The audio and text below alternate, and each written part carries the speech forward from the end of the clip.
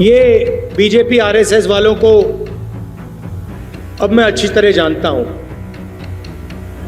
इन पर थोड़ा सा दबाव डालो, थोड़ा सा धक्का मारो, डर के भाग जाते हैं ये लोग। जैसे उधर से ट्रंप ने एक इशारा किया,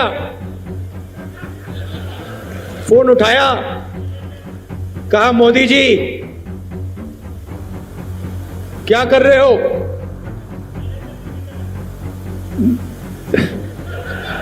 नरेंद्र सरेंडर, और जी हजूर करके नरेंद्र मोदी जी ने ट्रंप के इशारे का पालन किया। आपको एक समय याद होगा जब फोन कॉल नहीं आया था, 7th फ्लीट आई थी, 71 की लड़ाई में 7th फ्लीट आई थी, हथियार आए थे, एयरक्राफ्ट कैरियर आया था। इंदिरा गांधी जी ने कहा मुझे जो करना है मैं करूंगी।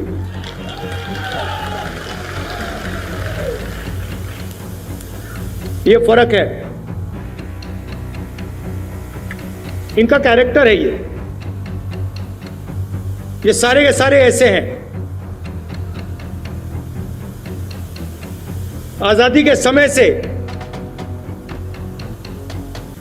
सरेंडर वाली चिट्ठी लिखने की आदत है। 1 सेकंड में थोड़ा सा दबाव पड़े, भैया ये लो। हाँ, तो ये इनका कैरेक्टर है।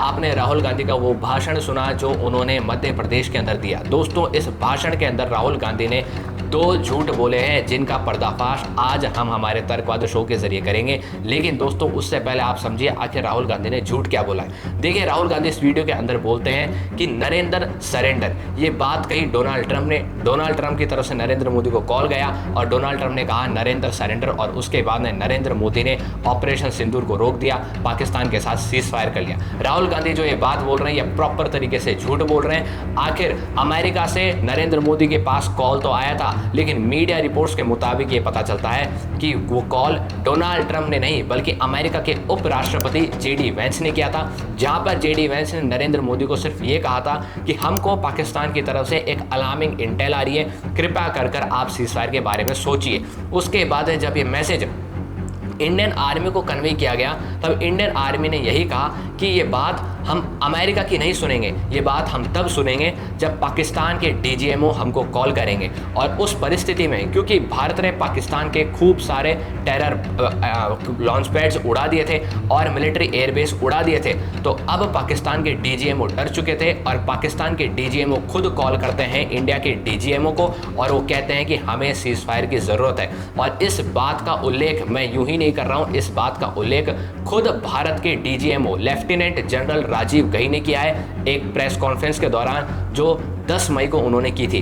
अब आप वो प्रेस कॉन्फ्रेंस सुनिए। Ladies and gentlemen, on the 10th of May, in the morning, even as we were getting into a huddle to war game the events of the previous night, a routine exercise, I received a message on hotline from my counterpart in Pakistan seeking my willingness to communicate. Since our initial aim was to strike at terror camps and all our actions in the subsequent days were in response to the intrusions and violations by the Pakistan Air Force and its army, it was decided that I would indeed speak with my counterpart. You are already aware, I've seen it being covered on national television, that my communication with the Pak DGMO was conducted at 15:35 hours yesterday and resulted in cessation of cross-border firing and air intrusions by either side with effect from 1700 hours 10th of May after he proposed that we cease hostilities. We also decided to further speak on the 12th of May, that's tomorrow, at 1200 hours to discuss the modalities that would enable the longevity of this understanding. However, disappointingly, and must I add, तो आपने ये press conference सुनी। ये press conference Rajiv Ghai ने की थी। इसको दुनिया भर के मीडिया हाउसेस ने कवर किया था, पूरे दुनिया भर के नेताओं ने देखा था, लेकिन राहुल गांधी ने शायद देखा नहीं था। और इसके अंदर राजीव घई यही कह रहे हैं कि कॉल हमारे पास पाकिस्तान की डीजीएमओ की तरफ से आया था, उन्होंने सीज़फायर की मांग करी और हमने बाद में उनके आगे अपनी डिमांड्स रखी। हालांकि बाद में जाकर सीज़फायर का थोड़ी बहुत तरीके से उल्लंघन भी पाकिस्तान ने किया था और उसको खतरनाक तरीके से जवाब भी इंडियन आर्मी ने दिया भी था। क्या राहुल गांधी को राजीव घई की ये प्रेस कॉन्फ्रेंस नहीं सुनाई दी थी? क्या राहुल गांधी ने इस प्रेस कॉन्फ्रेंस के ऊपर ध्यान नहीं रखा था? और क्यों राहुल गांधी अब जानबूझकर ये कह रहे हैं कि भारत ने सीज़फायर की है? पाकिस्तान दुनिया भर के अंदर जा रहा है, टर्की जा रहा है, अजरबैजान जा रहा है और वहाँ जाकर यही कह रहा है कि इंडिया ने सीज़फायर की है, इंडिया ने सीज़फायर की है। और राहुल गांधी भी यही कह रहे हैं कि नरेंद्र डर गए हैं और नरेंद्र मोदी डर गए हैं और नरेंद्र मोदी ने यहाँ पर सीज़फायर करी है। और राहुल गांधी अब पाकिस्तान की भाषा अचानक से क्यों बोल रहे हैं, इसकी बात समझ नहीं आ रही। क्या राहुल गांधी को ये प्रेस कॉन्फ्रेंस दिखाई नहीं दी थी? और यहाँ पर मैंने आपके सामने वो सबूत रखा है जो सबूत साबित करता है कि राहुल गांधी अपने भाषण के अंदर झूठ बोल रहे हैं और ऐसा कोई कॉल नरेंद्र मोदी के पास नहीं आया जिसके अंदर डोनाल्ड ट्रंप नरेंद्र मोदी को कह रहे हैं नरेंद्र सरेंडर। दूसरा झूठ राहुल गांधी क्या कह रहे हैं? दूसरे झूठ के अंदर राहुल गांधी दोस्तों इंदिरा गांधी की प्रशंसा कर रहे हैं और कह रहे हैं कि 1971 की वॉर के दौरान इंदिरा गांधी ने किस तरीके से पाकिस्तान के 2 टुकड़े कर दिए थे, वो बड़ा ही उल्लेख करने लायक है या फिर प्रशंसा करने लायक है। प्रशंसा करने लायक तो है, लेकिन इंदिरा गांधी की प्रशंसा करने लायक तो है, लेकिन साथ साथ इंडियन आर्मी की भी प्रशंसा करने लायक है। लेकिन देखने की वाली बात यह भी है कि 1971 की वॉर के दौरान जैसा पाकिस्तान था वैसा आज 2025 में नहीं है। 1971 की वॉर के दौरान पाकिस्तान एक न्यूक्लियर स्टेट नहीं था, बल्कि 2025 में पाकिस्तान एक न्यूक्लियर स्टेट है। इसी के साथ साथ पाकिस्तान के पास दुनिया भर के कई देशों का सपोर्ट भी है आज, जैसे 1971 के टाइम पर भी था। लेकिन कुछ फॉल्ट्स ऐसे भी हैं जो 1971 के दौरान खुद कांग्रेस या फिर इंदिरा गांधी ने नकार दिए थे। उदाहरण के लिए जब 1971 के दौरान इंडियन आर्मी ने पाकिस्तान के 93,000 सोल्जर्स को बंदी बना लिया था और पाकिस्तानी आर्मी के 93,000 सोल्जर्स ने सरेंडर कर दिया था, तब भी इंदिरा गांधी ने पीओके को वापस नहीं लिया था। यानी कि भारत एक स्ट्रांग पोजीशन पे था, भारत चाहता तो पीओके ले सकता था, लेकिन इंदिरा गांधी ने पीओके नहीं लिया। इसी के साथ साथ भारत के 54 प्रिजनर ऑफ वॉर्स पाकिस्तान की जेल के अंदर बंद थे, लेकिन फिर भी इंदिरा गांधी ने पाकिस्तान के 93,000 सोल्जर्स को छोड़ना सही समझा और भारत के 54 प्रिजनर ऑफ वॉर्स को छुड़ाना नहीं समझा, यानी कि उनको नहीं छुड़ाया गया था। उससे पहले भी अगर अपन जाए, जब कांग्रेस का राज था, तब 1965 की वॉर के दौरान दोस्तों भारतीय सेना की जाट रेजिमेंट लाहौर से ठीक 20 किलोमीटर दूर पहुंच चुकी थी डोगराई में, और वहां पर भी भारत उस दौरान जो कांग्रेस की सरकार थी उन्होंने जाट रेजिमेंट को वापस बुला लिया था। यानी कि आदेश नहीं दिए थे, ये नहीं कहा गया था कि आप जाइए लाहौर कब्जा लीजिए, आप सिर्फ और सिर्फ ऐसे आदेश मिल गए थे कि आप वापस लौट आइए। इसके साथ साथ 1965 के अंदर हाजी पीर का डर्रा भी सरेंडर करने को पड़ गया था इंडियन आर्मी भारत सरकार के द्वारा। और इसी के साथ साथ 1971 के दौरान भी सिंध और पंजाब को कब्जा लिया था भारतीय सेना ने, और उसको भी इंदिरा गांधी ने रिलीज कर दिया था, यानी कि एक तरीके से सरेंडर कर दिया था। इतना ही नहीं, 1948 के दौरान जब जवाहरलाल नेहरू की सरकार थी, तब उन्होंने यूएन के अंदर वो कश्मीर का मुद्दा ले गए थे और वहाँ पर भी आधे कश्मीर को भारत को सरेंडर करना पड़ गया था। इसके साथ साथ अगर आज़ादी की बात करें, क्योंकि राहुल गांधी इस भाषण में कई बार ऐसे भी कहते दिखाई दिए और शुरुआत से ऐसे कहते हुए दिखाई दिए कि कांग्रेस ने कभी भी सरेंडर नहीं किया है, लेकिन आज़ादी के दौरान वो कांग्रेस ही थी जिसने मुस्लिम लीग के सामने भारत को सरेंडर कर दिया था और फिर भारत के 3 टुकड़े हो गए थे, एक तो पाकिस्तान, एक ईस्ट पाकिस्तान और एक मौजूद में जो भारत है वो। उसके बाद में दोस्तों फिर राहुल गांधी आज कहते हैं कि नरेंद्र डर गए हैं, यानी कि नरेंद्र सरेंडर कर चुके हैं। लेकिन सच्चाई तो यह है, आखिर कांग्रेस ने इन तमाम चीज़ों को सरेंडर कर दिया तब भी जब पाकिस्तान के ऊपर इंडिया हावी था और इंडिया मजबूत पोजीशन में था। लेकिन फिर भी दोस्तों कांग्रेस सरकार ने इन चीज़ों पर काम नहीं करा, और राहुल गांधी किस मुंह से आज ये बयान दे रहे हैं, ये सोचने वाली बात है। क्या राहुल गांधी को ये चीज़ें दिखाई नहीं देती? क्या राहुल गांधी ने अपनी कांग्रेस का इतिहास नहीं पढ़ा? क्या राहुल गांधी ने इंदिरा गांधी को स्टडी प्रॉपर तरीके से नहीं किया? क्या राहुल गांधी को नहीं पता था कि भारत 1971 के वॉर के दौरान शिमला एग्रीमेंट के तहत पीओके वापस ले सकता था और इंदिरा गांधी ने नहीं इस चीज़ को किया? क्या राहुल गांधी को इन सब चीज़ों के बारे में नहीं पता था? राहुल गांधी को बिल्कुल पता था, लेकिन राहुल गांधी के जो फॉलोअर्स हैं वो राहुल गांधी की तरह हैं। दोस्तों दूसरी खबर पर अगर अपन चलें तो ये देखने को मिल रहा है कि भारत ने अपने 7 डेलीगेशन, जिसके अंदर भारत के अलग अलग पॉलिटिकल पार्टीज़ के मिनिस्टर्स हैं यानी कि सांसद हैं, और अलग अलग एम्बेसडर्स हैं यानी कि पूर्व एम्बेसडर्स हैं, वर्तमान एम्बेसडर्स हैं, ऐसे एम्बेसडर्स हैं, और इनको भारत ने दुनिया भर के 33 देशों के अंदर भेजा है ताकि भारत अपना नैरेटिव दिखा सके, ये बता सके कि आखिर पहलगाम अटैक के अंदर पाकिस्तान के आतंकवादी किस तरीके से इन्वॉल्व थे, पाकिस्तान आर्मी किस तरीके से इन्वॉल्व थी, और पाकिस्तान की सरकार किस तरीके से इन्वॉल्व थी, ये भारत प्रॉपर तरीके से बता सके और ऑपरेशन सिंदूर के बारे में दुनिया भर के देशों को समझा सके कि आखिर ऑपरेशन सिंदूर वाकई में है क्या। लेकिन दोस्तों अब सवाल यहाँ पर यह उठता है कि क्या ये चीज़ भारत के लिए फ़ायदेमंद है या नहीं है, क्योंकि अब पाकिस्तान ने भी दोस्तों अपना एक डेलीगेशन भेज दिया है जो शशि थरूर के डेलीगेशन से यूएस के अंदर टकराएगा, और यहाँ पर यही देखने को मिल रहा है कि आखिर कैसी तस्वीरें सामने आती हैं। हालांकि अगर अपन इस चीज़ को प्रॉपर तरीके से स्टडी करें तो दोस्तों ये देखने को मिलता है कि अगर भारत अपना नैरेटिव फैलाना चाहता है तो भारत नैरेटिव आखिर फैलाना किसके सामने चाहता है? भारत दुनिया भर के देशों को बताना चाहता है कि देखिए पाकिस्तान में किस तरीके से आतंकवाद पनप रहा है, पाकिस्तान के अंदर किस तरीके से आतंकवादी है। अब आप मेरी बात यहाँ से दोस्तों ध्यान से समझना। देखिए पाकिस्तान को के अंदर जो आतंकवादी है उनके बारे में भारत किसको बता रहा है? अमेरिका को बता रहा है, यूके को बता रहा है, यानी कि फ्रांस को बता रहा है, जर्मनी को बता रहा है, यूरोप को, यूएस को, इन सब देशों को बता रहा है, और अलग अलग मिडल ईस्ट के देशों को बता रहा है। इन देशों के पास दोस्तों खुद की इंटेलिजेंस एजेंसीज हैं। इनकी इंटेलिजेंस एजेंसीज ऐसी कोई नाकाम एजेंसी नहीं है जिसको ये ना पता हो कि कौन से देश के अंदर मिलिटेंट्स रहते हैं और कौन से देश के अंदर आतंकवादी रहते हैं। इन सब को पता है कि पाकिस्तान के अंदर कितने आतंकवादी हैं, उन आतंकवादियों की क्या एक्टिविटीज़ हैं, पाकिस्तान की सरकार इन आतंकवादियों को किस तरीके से नर्चर करती है और भारत के खिलाफ इस्तेमाल करती है। लेकिन फिर भी ये देश कभी भी पाकिस्तान के खिलाफ नहीं बोल रहे हैं और ना ही खुलकर इस चीज़ को एक्सेप्ट कर रहे हैं। ये क्यों हो रहा है ऐसा, और इसके पीछे का क्या कारण है? इसके अंदर दोस्तों सबसे पहले अपन 2 पर्सपेक्टिव से इसको समझेंगे।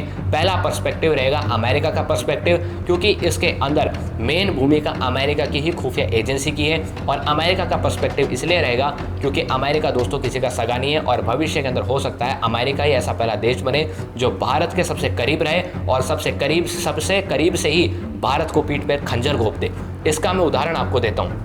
देखिए अमेरिका को पता है दुनिया भर के देशों के अंदर कितने आतंकवादी हैं और वो किस देश के खिलाफ खड़े होते हैं और उनको कौन कौन सपोर्ट करता है। अमेरिका को ये चीज़ प्रॉपर तरीके से पता है, क्योंकि अमेरिका की खुफिया एजेंसी कोई कमज़ोर खुफिया एजेंसी नहीं है, उसको हर चीज़ का मालूम है, उसको हर चीज़ की मालूमात है। लेकिन फिर भी अमेरिका के अंदर जाकर भारत को जताना पड़ रहा है, बताना पड़ रहा है कि पाकिस्तान के अंदर ये लिस्ट ऑफ आतंकवादी हैं, इसमें हाफिज़ सईद है, इसमें मसूद अजहर है, इसमें ये लोग हैं, पहलगाम के अंदर कौन आया, किसकी रचिता थी, ये एक्टिविटी किसकी थी, सब कुछ बताना पड़ रहा है। लेकिन दोस्तों आपको क्या लगता है इससे क्या फ़ायदा पहुँचेगा?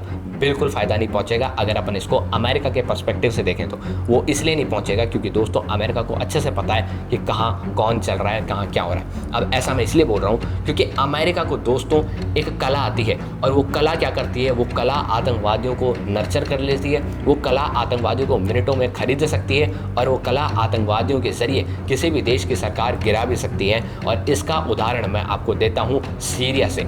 सीरिया के अंदर दोस्तों सबसे पहले बशर अल असद की सरकार थी, और सीरिया की इस बशर अल असद की सरकार को रशिया द्वारा चलाया जाता था, यानी कि ये जो बशर अल असद लीडर था ये रशिया द्वारा सेटअप था सीरिया के अंदर। और इसका कारण ये था कि सीरिया के अंदर रशिया अपने कुछ एयर बेसिस बना ले, जो कि रशिया ने बना भी लिए थे। लेकिन सबसे खतरनाक बात यह है कि इससे अमेरिका को चिढ़ थी, यानी कि अमेरिका नहीं चाहता था कि रशिया का इन्वॉल्वमेंट सीरिया के अंदर रहे और बशर अल असद की सरकार वहाँ पर बनी रहे। इसलिए दोस्तों अमेरिका ने क्या करा? अमेरिका ने दोस्तों वहाँ पर एक आतंकवादी संगठन का इस्तेमाल करा, और जिसका नाम हयात करके है, और उस आतंकवादी संगठन के जरिए बशर अल असद की सरकार गिरा दी, और अमेरिका ने सीरिया के अंदर एक नया लीडर बना दिया जिसका नाम है अहमद अल शरा, जिसकी तस्वीर इस वक्त आपके सामने आ रही है। अब दोस्तों ये जो प्रेसिडेंट है, माफ़ कीजिएगा मैं आतंकवादी का जिक्र बहुत जल्दी कर रहा हूँ, लेकिन ये जो प्रेसिडेंट है अभी फ़िलहाल ये प्रेसिडेंट है अहमद अल शारा। ये आखिर दोस्तों कौन है? ये कोई पहले प्रेसिडेंट था? जी नहीं। क्या ये राजनेता था? जी नहीं। क्या ये एक MP था पार्लियामेंट के अंदर सीरिया की? जी नहीं। तो ये कौन था दोस्तों? ये था एक आतंकवादी, और दोस्तों ये आतंकवादी खतरनाक तरीके से पहले अमेरिका के ही खिलाफ लड़ता था।